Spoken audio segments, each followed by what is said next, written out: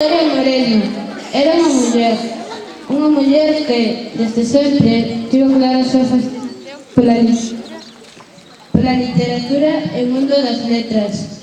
Unha muller que loitou por facer su moco no mundo de homes. Unha muller cunha grande paixón polo que facía e no que cría. Unha muller que, ao longo da súa vida, viviu unha grande historia de amor, o amor pola nosa lingua. De aí que, neste día tan especial, esteamos de festa. Mulleres das nosas letras, da nosa lingua, do noso ser, e que este ano se dedica a esta fantástica muller. Grazas, María Victoria Moreno, por defender as nosas verbas. Aló, ondías, e aquí onde estabas. Grazas por deixar esa pegada nas nosas vidas.